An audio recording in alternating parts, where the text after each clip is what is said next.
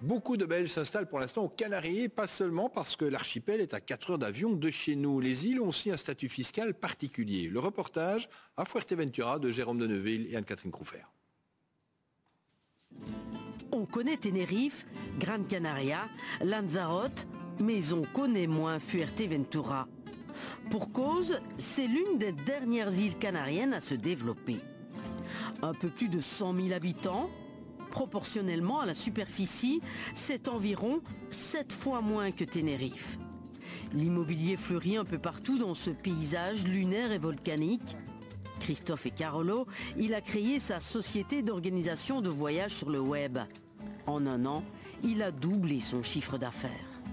Ici, sur l'île, on ne vit que du tourisme. Donc, à part les excursions, les locations d'appartements et les hôtels, on vit vraiment à 100% du tourisme.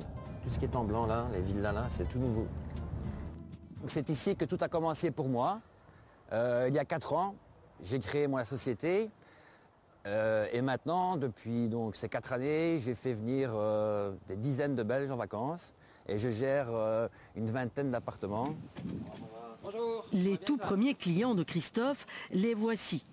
Bonjour, entrez. Il y a 4 ans, ces Belges ont revendu leur appartement à Charleroi pour acheter cette petite maison de 2 chambres à 53 000 €. Paradis fiscal, oui, sûrement, parce qu'entre la Belgique et ici, il y a une très grosse différence déjà avec la TVA qui est en Belgique est de 21% et ici n'est que de 7%. Sur l'alimentaire, 5%. Et si vous faites des travaux dans les maisons, en Belgique, c'est moins cher aussi. Mais ici, ce n'est que 3%. Alain était infirmier dans le Hainaut. Il a démissionné. Guy, lui, travaillait au TEC de Charleroi. Il est pensionné depuis juin de l'année dernière. Le couple vit donc avec une seule pension belge. C'est suffisant pour eux. Il faut dire que la vie quotidienne n'engendre pas beaucoup de dépenses. Les taxes poubelles ici ne sont que de 30 €. Quand je pense que pour nous deux à Charleroi, on donnait presque 200 €, ici 30 € est quand même quelque chose. La TV ici, rien du tout, aucune taxe. Fuerteventura, surnommée l'île rouge. Une terre aride, les touristes profitent de la brise marine. Le soleil est présent toute l'année, le climat est modéré. Située dans l'océan Atlantique, c'est l'île la plus au sud de l'Europe. L'île est peu connue pour l'immobilier, mais bien pour le vent qui s'invite 365 jours par an. C'est ici qu'ont lieu les championnats du monde de planche à voile et de kitesurf. L'avantage ici, c'est qu'en fin de compte, c'est vraiment très nature. C'est-à-dire que vous avez des paysages magnifiques. Et là, vous pouvez rouler pendant 8 km en voiture et vous voyez aucune voiture. Et là, vous voyez des paysages magnifiques, le désert, le long de la côte, tout, c'est vraiment... Wow.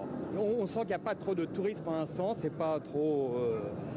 Alors c'est la dernière île de l'archipel qui est en train de se développer. Voilà, exactement. Et là, ça me fait peur un peu, mais bon, à mon avis, non. Non, à mon avis, le temps que ça se développe, on peut encore espérer des bonnes années devant nous.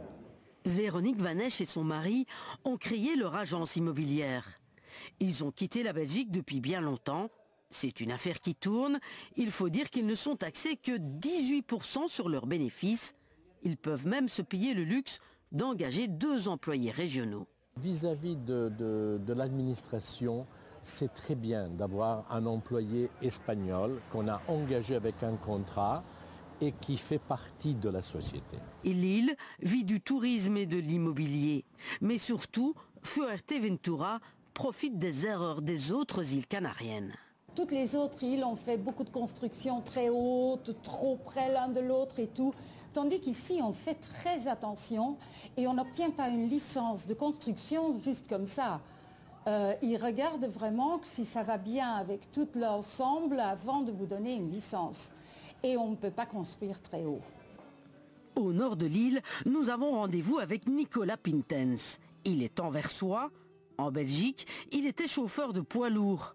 Il y a 2 ans, il lâche tout et reprend le fonds de commerce de ce bar à bière belge. L'établissement fonctionne bien. Nicolas Pintens vit très confortablement.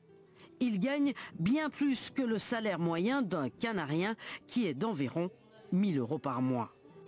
Tous ces Belges que nous avons rencontrés à Fuerteventura profitent de ce statut fiscal particulier. À 4 heures de vol de Bruxelles, ils sont séduits. L'horizon souligne l'infini. Mais pour combien de temps encore ?